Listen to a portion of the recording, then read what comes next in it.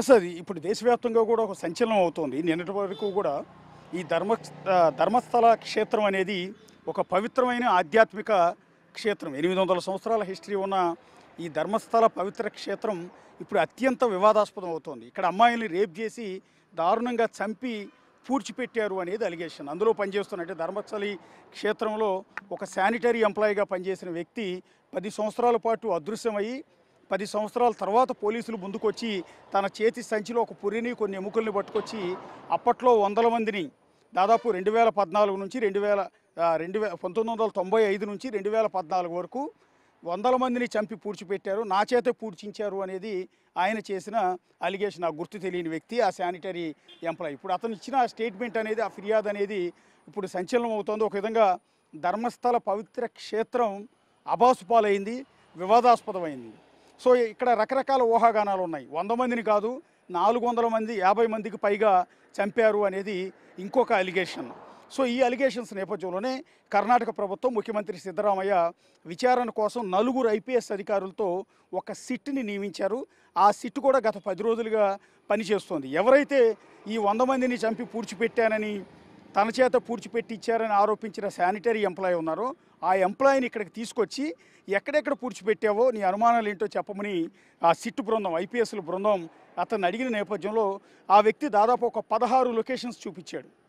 Entire Dharmasthali పవిత్ర క్షేత్రం ఎక్కడైతే ఉందో దాని పక్కనే, దాన్ని ఆనుకుని ఉన్న 16 లొకేషన్స్ చూపించాడు. ఆ 16 లొకేషన్స్లో నేను చంపి పూడ్చిపెట్టాను అనేది. ఇదిగో మనకు ఎదురుగా కనిపిస్తుంది, ఇప్పుడు నేను చూపిస్తున్నాను, నేత్రావతి నది. సో నేత్రావతి నది విశిష్టత అందరికీ తెలిసిందే, దాని పవిత్రత అందరికీ తెలిసిందే. నేత్రావతి నది తీర ప్రాంతంలోనే, అంటే ఒడ్డు మీదే ఇప్పుడు మనం మాట్లాడుకుంటున్న ఈ ధర్మస్థల పవిత్ర క్షేత్రం అనేది ఏర్పడింది 800 సంవత్సరాల క్రితం. మంజునాథ క్షేత్రంగా దీన్ని పిలుస్తారు. శివుడికి అంకితం ఇచ్చిన దేవాలయం. దీనితో పాటు ఇటు హిందూ జైన మతాల సమ్మేళనం, అంటే ఇది జైనుల ఆధ్వర్యంలో, అంటే హెగ్డేల ఆధ్వర్యంలో ఈ ఆలయం నిర్వహించబడుతుంది.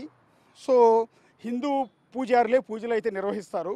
కానీ ఇక్కడ జైన హిందూ సమ్మేళనం అనేది దేశంలో ఎక్కడా ఉండదు, ఏ దేవాలయంలో కూడా. హిందూ మతం వేరు, జైన మతం వేరు. కానీ రెండు కలయిక, అంటే ఒక హిందూ దేవాలయాన్ని జైనులు నిర్వహించడం అనేది బహుశా ఇక్కడ మాత్రమే జరుగుతూ ఉంటుంది. ఇక్కడ 36 అడుగుల బాహుబలి విగ్రహం కూడా ఉంటుంది, జైన తీర్థంకర ఆలయం ఉంటుంది, కుమారస్వామి ఆలయం ఉంటుంది, కన్యాకుమారి ఆలయం ఉంటుంది. అత్యంత పవిత్రమైన క్షేత్రం, దేశంలోనే అతి పవిత్రమైన పుణ్యక్షేత్రాల్లో ఇదొకటిగా భావిస్తారు. సో ఈ క్షేత్రం అంతా కూడా మనకు ఎదురుగా కనిపిస్తున్న నేత్రావతి నది. సో ఈ నేత్రావతి నది అంటే నిన్న మొన్నటి వరకు ఎంతో పవిత్రంగా భావించేవారు. అలాంటి నేత్రావతి కొన్ని వందల మంది జనాల రక్తంతో తడిసింది. కొన్ని వందల శవాలు ఈ నదిలోంచి కొట్టుకెళ్ళిపోయాయి. ఇంకొంతమందిని ఈ నది ఒడ్డుని పూడ్చిపెట్టారు అనేది ఇప్పుడు వస్తున్న ఒక అభియోగం, ఒక ఆరోపణ. ఈ ఆరోపణ నేపథ్యంలోనే ప్రస్తుతం ఈ నేత్రావతి నది ఒడ్డు మీదే ప్రస్తుతం ఐపీఎస్ల బృందం, అంటే ఒక సిట్ బృందం దర్యాప్తు చేస్తోంది. ఎవరైతే ఆరోపించిన శానిటరీ ఎంప్లాయీని తీసుకొచ్చి ప్రస్తుతం నది ఒడ్డున అతను చెప్పిన లొకేషన్స్లో దాదాపు 16 లొకేషన్స్ చెప్పాడు. 16 లొకేషన్స్ని మార్కింగ్ చేసి అక్కడ నంబర్లు ఏర్పాటు చేసి అక్కడ ప్రొక్లైనర్లు, మనుషులను తీసుకొచ్చి 10 అడుగుల లోతు వరకు తవ్వుతూ ఉన్నారు. మొదటి 5 లొకేషన్స్లో, ఆ వ్యక్తి చూపించిన 5 లొకేషన్స్లో ఎక్కడ శవాల ఆనవాళ్ళు దొరకలేదు. కానీ 6వ లొకేషన్లో మాత్రం ఒక మనిషి పుర్రే, ఎముకలు మాత్రం దొరికాయి. 5వ లొకేషన్లో ఒక వ్యక్తికి సంబంధించిన పాన్ కార్డు, డెబిట్ కార్డు దొరికాయి. ఆ వ్యక్తి గతంలోనే చనిపోయినట్టుగా తర్వాత ఎంక్వైరీలో తేలింది. సో ఇప్పుడు 6వ లొకేషన్లో దొరికిన ఆ పుర్రే ఎముకలను బట్టి అతను చెప్పిన దానిలో కొంత వాస్తవమే ఉంది, లేకపోతే ఇక్కడ ఎముకలు పుర్రెలు ఎందుకు ఉంటాయి అనేది ఇప్పుడు భావిస్తూ ఉన్నారు. సో అతన్ని తీసుకొచ్చి ప్రతిరోజు కూడా ఇక్కడ అతను చెప్పిన లొకేషన్స్ అన్నింటిలో కూడా తవ్వకాలు జరుపుతూ ఉన్నారు. ఇప్పుడు అతను చెప్పినట్టుగా నిజంగా వందల మంది ఎముకలు కనుక అక్కడ దొరికితే, అస్థిపంజరాలు కనుక దొరికితే ఇది దేశంలోనే అత్యంత దారుణమైన విషయం అవుతుంది, అత్యంత వివాదాస్పదమైన అంశం అవుతుంది. ప్రస్తుతం నేను ఇక్కడ లొకేషన్స్లో అసలు వాస్తవాలు ఏంటి, రకరకాల ఊహాగానాలు, రకరకాల ప్రచారాలు, రకరకాల విశ్లేషణలు, ఎవరిష్టం వచ్చినట్టు వాళ్ళు ప్రచారం చేస్తున్నారు ఈ క్షేత్రం మీద. నిజంగా వ్యక్తి చెప్పిన దాంట్లో వాస్తవం ఎంత, నిజంగానే జరిగాయా ఇవన్నీ కూడా. ఎందుకు అంటే ఇక్కడ దారుణాలు జరుగుతున్నాయని, వందల మందిని చంపేశారని కొంతమంది యూట్యూబర్లు రకరకాల విశ్లేషణలు, కథనాలు ప్రసారం చేసిన నేపథ్యంలో వాళ్ళ యూట్యూబ్ ఛానల్ను కూడా క్లోజ్ చేయించారు, వాళ్ళ మీద కేసులు కూడా పెట్టించారు.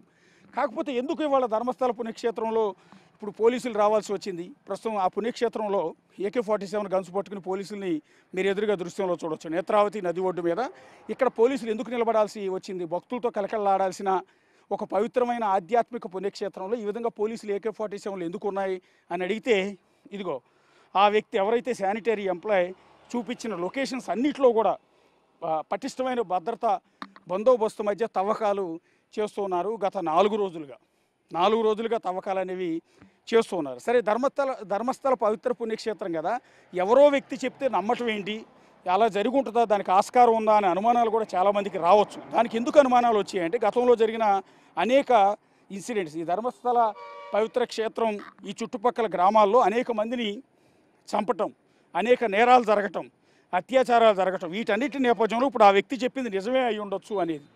పర్టికులర్గా అనన్య భట్ అనే ఒక స్టూడెంట్ మరణం, ఈ ధర్మస్థల క్షేత్రానికి వచ్చి ఆ తర్వాత అత్యాచారానికి గురై ఆమె చనిపోవటం ఒకటి. ఆ తర్వాత రీసెంట్గా ఇంకో 17 ఏళ్ల అమ్మాయి సౌజన్య అనే ఇదే ధర్మస్థల గ్రామానికి సంబంధించిన మరొక యువతి ఇదే ఆధ్యాత్మిక క్షేత్రం పక్కన అత్యాచారానికి గురై ఆమె డెడ్ బాడీ దొరికింది. సో సౌజన్యకి న్యాయం చేయాలి, సౌజన్యను అత్యాచారం చేసి చంపింది ఎవరో తేలాలి అని ఎన్నో ఏళ్లుగా స్థానికులంతా కూడా పోరాటం చేస్తున్నారు. ఇక వీరితో పాటు 1979 నుంచి 1979 నుంచి ఈ నేరాల పరంపర, అత్యాచారాల పరంపర ఈ క్షేత్రంలో జరుగుతున్నాయి. కాబట్టి కొన్ని వెలుగులోకి వచ్చాయి, కొన్ని వెలుగులోకి రాలేదు. కొంతమంది మనుషులు ఇక్కడికి వచ్చిన వాళ్ళు కనపడలేదు, ఏమైపోయారో కూడా తెలియదు. సో ఇక్కడ చదువుకోవటానికి వచ్చిన వాళ్ళు, అంటే ఈ పవిత్ర క్షేత్రానికి సంబంధించిన ఆ కాలేజీల్లో చదువుకోవటానికి వచ్చిన అమ్మాయిలు కూడా మిస్ అయిపోయారు, వాళ్ళ డెడ్ బాడీస్ కూడా దొరకలేదు. సో ఇప్పుడు ఈ వ్యక్తి చెప్తున్నది ఏంటంటే అలా వచ్చిన టూరిస్టుల పైన అత్యాచారాలు చేసి వాళ్ళని చంపి ఇక్కడ పూడ్చిపెట్టాననేది అతను చెప్తున్నమాట. ఇప్పుడు అతను ఇచ్చిన లొకేషన్స్లో ఒక లొకేషన్ దగ్గర ప్రస్తుతం నేను ఉన్నాను, అందుకని పోలీసులు కూడా ఇక్కడ కాపలాగా ఉన్న దృశ్యాలు మీరు చూడొచ్చు. ఎవరైతే ఆ శానిటరీ ఎంప్లాయ్ ఉన్నారో ఆ ఎంప్లాయ్ చూపించిన ఒక లొకేషన్ మీకు ఎదురుగా చూపిస్తున్నాను. కరెక్ట్గా నేత్రావతి నది ఒడ్డు పైన ఆ చెట్లన్నీ కూడా క్లియర్ చేసి కొమ్మలని నరికి మార్కింగ్ చేశారు. మీరు ఆ ప్రదేశం మొత్తాన్ని చూస్తే ఇది ఒక లొకేషన్.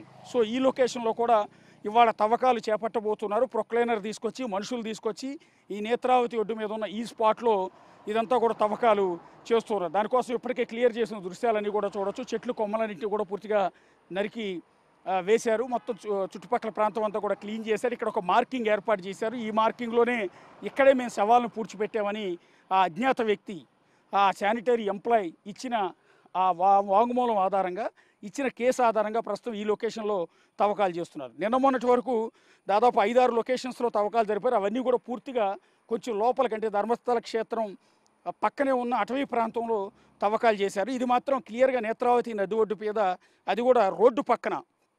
మరి కాసేపట్లోనే ఇక్కడికి సిట్టు బృందం రాబోతోంది. ఇక్కడ తవ్వకాలు చేపట్టబోతున్నారు. ఇప్పుడు మనకు ఎదురుగా కనిపిస్తున్న ఈ ప్రదేశంలో ఆ చెట్లున్న ఆ పచ్చటి ప్రాంతంలోనే శవాలు ఉన్నాయా లేదా అనేది మరి కాసేపట్లో క్లారిటీ రాబోతుంది. అజ్ఞాత వ్యక్తి ఇచ్చిన సమాచారం నిజమా అబద్ధమా, ప్రచారం కోసం చేశాడా లేకపోతే మైండ్ పోయి చెప్పాడా అనేది కూడా మరి కాసేపట్లో క్లారిటీ రాబోతుంది. ఒకవేళ మనకు ఎదురుగా కనిపిస్తున్న ఆ మట్టిలో, ఆ చెట్ల పక్కన శవాలకు సంబంధించిన అస్థిపంజరాలు, పుర్రెలు, ఎముకలు కనుక దొరికితే మాత్రం ఈ ధర్మస్థల క్షేత్రం అనేది అత్యంత అబాసుపాలయ్యే అవకాశం ఉంటుంది, అత్యంత వివాదాస్పదమయ్యే అవకాశం ఉంటుంది. కేంద్ర రాష్ట్ర ప్రభుత్వాలు దీన్ని సీరియస్గా తీసుకునే అవకాశం ఉంటుంది. దీని వెనక ఉన్న వాళ్ళు ఎవరు ఏంటి అనేది అరెస్టులు చేసే అవకాశం కూడా ఉంటుంది. ప్రస్తుతానికి ఎలాంటి అరెస్టులు లేవు, ఎందుకంటే అతను చేసిన అలిగేషన్ పైన ఎలాంటి ఆధారాలు లేవు కాబట్టి ప్రస్తుతానికి అరెస్టులు చేయలేదు. కానీ ఒకవేళ ఇక్కడ కనుక పుర్రెలు దొరికితే చాలా సీరియస్ యాక్షన్ తీసుకునే అవకాశం ఉంటుంది. సో ఇక్కడ మన కాసేపట్లో ఆ చెట్లు ఏవైతే నరికి కనిపిస్తున్నాయో మీకు, సో అక్కడంతా కూడా ఓపెన్గా క్లియర్ చేశారు అధికారులంతా కూడా వచ్చి. సో ఇదే ప్రదేశంలో మరి కాసేపట్లో తవ్వకాలు చేపట్టబోతూ ఉన్నారు. ఇది 8వ లొకేషన్. అతను ఇచ్చిన లొకేషన్స్లో 8వ లొకేషన్. దాదాపు ఇప్పటికే 7 లొకేషన్స్లో పోలీసులు తవ్వకాలు చేశారు. ఒకే ఒక లొకేషన్లో డెడ్ బాడీ అనేది, పుర్రెలు అనేవి దొరికాయి. సో ఇప్పుడు ఈ మిగిలి ఉన్న ఈ లొకేషన్ దగ్గరికి మరి కాసేపట్లో ఐపీఎస్ల బృందం, అంటే సిట్ బృందం ఆ వ్యక్తిని తీసుకొచ్చి అతని సమక్షంలోనే తవ్వకాలు అనేది చేపట్టబోతున్నారు. సో అందుకోసమే ముందస్తుగా పోలీసు బందోబస్తుని ఏర్పాటు చేసిన దృశ్యాలు కూడా చూడొచ్చు. AK-47 పట్టుకుని ఇక్కడ పోలీసులు, ఎందుకంటే వెరీ సెన్సిటివ్ ఇష్యూ అయిపోయింది, ఇక్కడ దాడులు జరిగే అవకాశం ఉంటుంది, ఉద్రిక్తతలు చోటు చేసుకునే అవకాశం ఉంటుంది. ఇప్పటికే 2 వర్గాలు అయ్యాయి ధర్మస్థల క్షేత్రంలో. ఒకటి, ధర్మస్థల క్షేత్రంలో అన్యాయాలు, అరాచకాలు, రేపులు జరుగుతున్నాయని అనేవాళ్ళు ఒకళ్ళు, బాధితులంతా కూడా ఒకవైపు. కాదు, అలాంటిది ఏమీ లేదు, ఆలయ పవిత్రతను దెబ్బ కొట్టడానికి ఒక కుట్ర ప్రకారం ఇక్కడ ఉన్న హెగ్డేల కుటుంబాలకు వ్యతిరేకంగా చేస్తున్న ప్రచారం అనేది 2వ వర్గం చేస్తున్న ప్రచారం. సో ఈ 2 వర్గాలు ఆందోళనలు చేస్తూ ఉన్నాయి. ఆ బాధితులకు న్యాయం చేయాలని ఒక వర్గం, కాదు తప్పుడు ప్రచారం అని ఇంకొక వర్గం. సో ఈ రకంగా ఒక ఉద్రిక్తత నడుమ చాలా సెన్సిటివ్గా మారింది ఈ ప్రదేశం అంతా కూడా. ఇలాంటి సెన్సిటివ్గా మారిన ప్రదేశంలో ఇక్కడ తవ్వకాలు అనేవి చేస్తున్నాను. నిన్నటి వరకు ఎక్కడెక్కడైతే అడవిలో అతను చూపించిన లొకేషన్స్లో తవ్వకాలు జరిపారో అక్కడ మీడియా లోపలికి వెళ్ళే పరిస్థితి లేదు. ఎందుకంటే అక్కడ లోపల వరకు మీడియాని ఎలో చేయలేదు. ఎందుకంటే అది అటవీ ప్రాంతం కాబట్టి కొంత రహస్యంగానే గోప్యంగానే ఉంచి తవ్వకాలు అనేది చేశారు. కానీ ఇది మెయిన్ రోడ్డు పైన, అది కూడా నేత్రావతి నది ఒడ్డు మీద ఈ తవ్వకాలు చేయబోతున్నారు. సో నది ఒడ్డు మీద అతను కూడా చెప్తూ ఉన్నాడు, నేత్రావతి నది ఒడ్డు మీదే ఈ శవాలను పూడ్చిపెట్టాము, అత్యాచారం చేసిన అమ్మాయిల శవాలను ఇక్కడికి తీసుకొచ్చి నేనే స్వయంగా పూడ్చిపెట్టాను, నా చేత పూడ్చిపెట్టేలా చేశారు అనేది అతను చేసిన అలిగేషన్. అప్పుడు వచ్చిన వరదల కారణంగా ఒకవేళ అతను చెప్పింది నిజమైతే పూడ్చిపెట్టిన మృతదేహాలు నదిలో కొట్టుకుపోయే ఆస్కారం కూడా ఉంది. ఎందుకంటే పైనుంచి వచ్చే ఫ్లడ్ వల్ల ఆ వాటర్ కూడా పైనుంచి కిందకు వస్తుంది. చూడండి, లోపల అటవీ ప్రాంతం నుంచి వరద నీరు ఇప్పటికీ కూడా ఇక్కడ ఎప్పుడు రెగ్యులర్గా వర్షాలు కురుస్తూనే ఉంటాయి. అలా కురుస్తున్న వర్షాలకు పైనుంచి వస్తున్న కొండల్లోంచి వస్తున్న వర్షాన్ని, నీటిని మొత్తాన్ని కూడా మనం ఎదురుగా చూడవచ్చు. ఇలాంటి వరద ప్రవాహం చాలా ఎక్కువగా ఉంటుంది. సో ఇలాంటి ప్రాంతంలో ఆ మృతదేహాలు ఎన్ని అడుగుల లోతులో పూడ్చిపెట్టారో, ఒకవేళ పూడ్చిపెట్టుంటే అవన్నీ కూడా ఇప్పటికి ఉంటాయా లేదా అనేది చూడాల్సి ఉంటుంది. మనకి ఎదురుగా ఎగ్జాక్ట్లీ ఆ ప్లేస్ కూడా కనిపిస్తుంది. చెట్లన్నీ కూడా నరికి మనకి ఏదైతే కనిపిస్తుందో అదే లొకేషన్లో మరి కాసేపట్లో తవ్వకాలు అనేది చేయబోతూ ఉన్నారు. కాకపోతే ఇక్కడ ఆశ్చర్యం ఏంటంటే, ఇంతమంది శవాలను కనుక నిజంగా ఇక్కడ పూడ్చిపెట్టే ఆస్కారం ఉంటుందా? ఇప్పుడు కాదు, ఒక 20 ఏళ్ల క్రితమే అనుకుందాం. 20 ఏళ్ల క్రితం కూడా ఇది రోడ్డే, అప్పుడు కూడా ఇది రోడ్డు. ఎంత పెద్ద రోడ్డు ఉండకపోవచ్చు, ఎర్ర మట్టి రోడ్డు, కంకర రోడ్డు ఏదో ఒకటి ఉండేది. సో ఈ రోడ్డు పక్కన దట్టు నేత్రావతి నది బ్రిడ్జ్ ఇది. ఈ బ్రిడ్జికి కూడా చాలా హిస్టరీ ఉంది. దాదాపు 50-60 ఏళ్ల క్రితం కట్టిన పురాతనమైన బ్రిడ్జ్ ఇది. సో ఈ బ్రిడ్జ్ అప్పటికి కూడా ఉంది. సో మనుషులు ఎప్పుడు కూడా అప్పటి నుంచి ఇప్పటి వరకు ఆధ్యాత్మిక క్షేత్రం కాబట్టి జనాల హడావుడి కూడా చాలా ఎక్కువగా ఉండేది. సో ఇలాంటి నేత్రావతి నది, ఇందాక నుంచి నేను చెప్తున్నాను కదా, నది ఒడ్డును పూడ్చిపెట్టామని ఆ వ్యక్తి చెప్తున్నాడని. ఇది నది. సో ఈ నది ఒడ్డున జనసమూహం ఎక్కువగా ఉండే ఇలాంటి చోట ఈ బ్రిడ్జ్ పక్కన, రోడ్డు పక్కన శవాలను పూడ్చిపెట్టే ఆస్కారం ఉంటుందా అనేది ఒక చిన్న అనుమానం. ఎంత పూడ్చిపెట్టినా కూడా అది కనపడకుండా ఉండటానికి లోపలికి తీసుకెళ్ళి పూడుస్తారు, కానీ ఇట్లా రోడ్డు పక్కన ఎలా పూడ్చుంటారు అనేది ఇంకొక అనుమానం. సో అతను చెప్పేది ఎంతవరకు కరెక్ట్ అనేది మరి కాసేపట్లో